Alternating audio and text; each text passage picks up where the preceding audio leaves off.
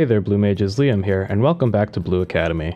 Today we're going to round out our series of videos covering spell loadouts for Blue Mage by talking about what we want to take as a tank Blue Mage. To start things off, we'll talk about what sort of spells we'd take for 8-man content as a Blue Mage, and that's things like Extreme Trials and Savage Raids. If we open up our spellbook, we can see we have our core 14 spells, which we described in our core spells lesson. The first spells I'm going to add are going to be the spells for my Final Sting combo, which is Final Sting, Moonflute, and Whistle. Now as a tank, you're not always going to be able to get this off. To maximize your damage for this, you'd have to turn off Mighty Guard, and this can be kind of dangerous. Now, for example, this week's prime target was Garuda Extreme, and when I tried to get this combo off, I actually just died. That being said, this can be the difference between a clear and a wipe sometimes, so it's worth taking this. And there are certain fights, such as Brute Justice, which end with just a lot of AoE damage going out, and for that reason, you can probably use this. The healers will be focused on trying to keep everyone up, and then you can actually try to get this combo off. It also turns out that as a tank, most of our spells don't really matter that much, so we actually have a lot of freedom with these fewer spells that are remaining. So for that reason, we're able to take this without having to worry too much about running out of spell slots. The next couple of spells we're going to take are for debuffing the enemy. So we're going to take one of Off Guard or Peculiar Light, just like with every other role. In this example, I'm just going to grab Peculiar Light. But as I mentioned with the other roles, you should really discuss with the other Blue Mages who's taking what. If you have 4 Peculiar Lights and 4 Off Guards, you can have 100% uptime across the whole fight. So just figure out who's taking what. Doesn't really matter that much, but yeah, try to figure that out. The next debuff we're going to be taking is Bad Breath, and this spell is really nice. So this inflicts slow, heavy, blind, paralysis, poison. It interrupts and it reduces the damage dealt by 10%. So the main thing we're interested in is damage dealt reduced by 10%. Turns out that with this small health pool that Blue Mages have, you're going to be getting hit pretty hard relative to the amount of health you have. So being able to reduce the damage you take by any means is always going to be helpful. So with things like Bad Breath, Magic Hammer, Addle, and so on, it can really be the difference between a one-hit kill and surviving for a little bit longer. So we're going to take Bad Breath, and we'll try to keep this up as much as possible, but especially for big hitting effects like Divine Spear in Alexander 12S. Now as a tank Blue Mage, we're going to be casting Diamondback a lot. Tank Busters are pretty much always lethal on Blue Mages because of this small health pool. So we're going to be using Diamondback. That reduces our damage taken by 90%, and that's really strong. The issue with this is that the mana cost is 3,000, so we can really only cast this a handful of times before running out of mana. We do have some tools, like Lucid Dreaming, which will regen some of our mana, and we also have Magic Hammer, which will restore 10% of our mana, or 1,000 mana. But that's not going to be enough most of the time, so we will grab Blood Drain here. Blood Drain costs 100 mana, and it restores 500 mana, so this is a net 400 mana every time we cast this. For certain fights, such as T13, we're going to be Diamondbacking a lot, and for that reason, we are going to take Blood Drain. We're going to be casting Diamondback, Blood Drain in between our Diamondbacks, Diamondback again, and so on. And whenever we're lucky enough to have some time to not be Diamondbacking, then we'll actually be using some of our damaging spells. The next spell we're going to grab is going to be a filler spell, and that's going to be the main thing we're spamming to keep threat and do small amounts of damage to the boss when we're not doing things like Diamondbacking. Now this is going to depend on what the fight is. So a lot of the time, I'll end up taking Sharpened Knife or Sonic Boom. And this is just our standard, 220, or in the case of Sonic Boom, 210 potency spell. And this is a fast cast, and I like that because then I can weave in some of my primals.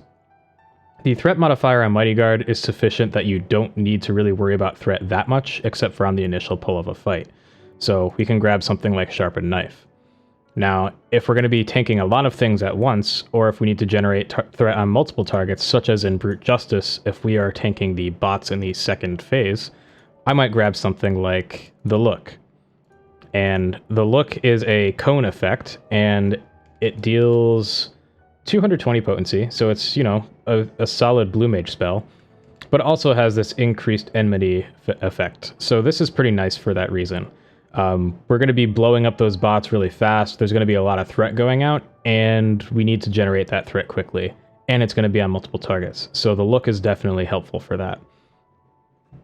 The downside to the Look is that it is not a fast cast spell, so we can't weave with this, but most of the time we're not really worrying about that level of optimization as a tank, simply because our damage gets reduced by 70% anyway. So any optimizations we're making are effectively reduced by 70%.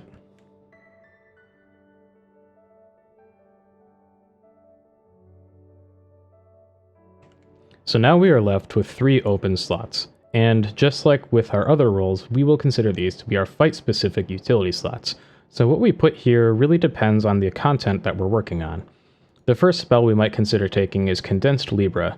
Now, as a tank, as I said, we're not doing very much damage because of Mighty Guard, but if we take Condensed Libra and we're able to fit it in between our Diamondback spamming, this is going to be effectively a 5% damage bonus for our entire group, so this is nice when we can take it. The other spells that we're going to take, they definitely depend specifically on the fight that we're working on. So if we're dealing with Twintania or Bahamut Prime, for example, we might want to grab level 5 Death and Missile, and these let us instantly kill the adds for those fights. If we're working on T9, we might want to grab something like Sticky Tongue. This lets us pull the golems to the meteors so that they can eat them. If we're working on a 12S, we might want to grab Dragon's Voice, and this will allow us to hit all of the adds in the add phase during a 12S. So again, this really depends on the content that we're working on, but we basically will have 2 most of the time, because we'll try to take Libra, but for certain fights, it's not feasible for us to put up Libra, so a healer will take it, and then we have 3 slots. Now, I was discussing the filler spell where we have the Look or Sharpened Knife. If we have the freedom, we can actually take both of these, and then we have the Look for Snap Aggro and Sharpened Knife if we want to weave things in. And that's pretty good. But again, this just depends on the fight, so whatever content you're working on, fill it with whatever you need here, and you'll be good to go. So now let's talk about the logistics of playing a tank blue mage in 8-man content. Our primary job is to just stay alive, and that comes through spamming Diamondback and blood draining between Diamondbacks. We are going to be Diamondbacking quite a bit, simply because the small health pool as a blue mage makes almost everything lethal if it actually does hit us. Our secondary role is to be holding threat from the other blue mages. This is generally pretty easy. The Mighty Guard threat modifier is quite large, so it's tough for blue mages to pull off of us in the middle of a fight. That being said, at the beginning of a fight, when DPS are using their Moonflute openers, they're pumping a ton of DPS, and it can actually be possible for them to pull threat if we're not careful. So, for this reason, on fights like that, my standard opener will actually be opening with a Condensed Libra a few seconds before the pull starts, then doing a swift cast White Wind. White Wind deals a ton of threat. If I have my food buff up and I use White Winds, that's going to be healing everyone for about 22,000 health. Multiply that by 8, and that's quite a bit of healing, and quite a bit of threat. White Wind is a great threat generation tool if we need to generate threat quickly. If we don't need to do that, and we're not Diamondbacking right at the beginning of a fight, we're fine to just open up with a standard opener. So now let's talk about spells we might take as a tank blue mage in 4-man content. So let's take our death spells to start. We'll take level 5 death, and this is good for dungeons that have enemies to which this applies, but it doesn't apply to everything. Aurum Vale, for example, will not be able to use this. Launcher is an AoE percentage health effect, and Missile is a single target percentage health effect. And these actually don't get affected by our Mighty Guard damage modifier, so this will allow us to still do damage as a tank blue mage. That being said, they don't actually deal any threat, so for that reason we need to grab something like the Look in order to actually have threat on enemies. It can also be worth taking things like Ram's Voice. When we're doing wall-to-wall pulls, we can then cast this to when the enemies have grouped up, and this will freeze them in place so that we're not taking a ton of damage. So we can pull everything, Ram's Voice, use Death, or start spamming Launcher. Now, Launcher is an expensive spell, 2,500 mana, so we might want to grab Blood Drain just to keep up on mana. And additionally, when doing these wall-to-wall pulls, we want to try our best to make sure that the enemies stick to us. For that reason, I'd recommend taking Ice Spikes or even Veil of the Whirl. We throw this up before we start running through enemies, and we'll deal a teeny bit of damage to them, but not a whole lot. These actually still get modified by the Mighty Guard damage modifier, so we're not going to be dealing a ton of damage here, but it can still help to prevent healers from pulling aggro immediately. If DPS are attacking the enemies though, they're almost definitely going to pull, so it's not really going to be too helpful. Another spell that's worth taking is Toad Oil. So this is good because it increases our invasion by 20%, and this helps when we're doing those wall-to-wall pulls. We're effectively taking 20% less damage. Now this doesn't work on every single enemy, and for a lot of bosses they'll just ignore this, but for pulling the trash mobs this can be quite helpful, and it can be a lifesaver, so I definitely recommend that. Flying Sardine can be helpful when doing those large pulls.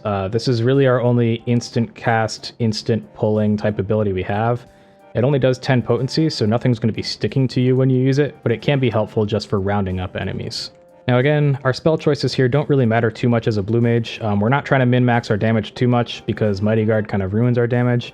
But in 4-man content, to be quite honest, if you're keeping up Mighty Guard and you're hitting enemies with spells, you are pretty much doing your job.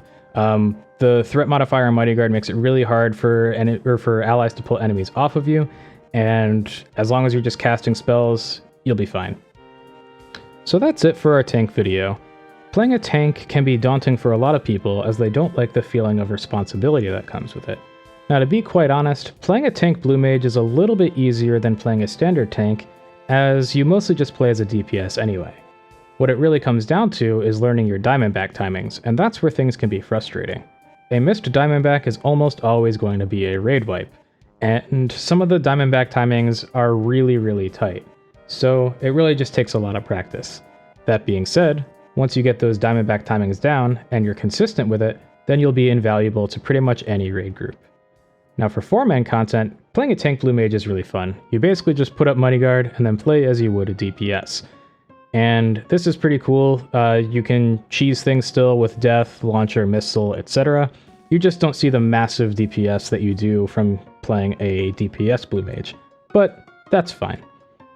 In general, tank is the least popular role, and it's pretty easy to see why. Everyone likes seeing those gigantic DPS numbers, but you'll have a really easy time finding groups if you decide to pick up tank blue mage. If you have any questions or comments, feel free to reach out. Otherwise, good luck stinging.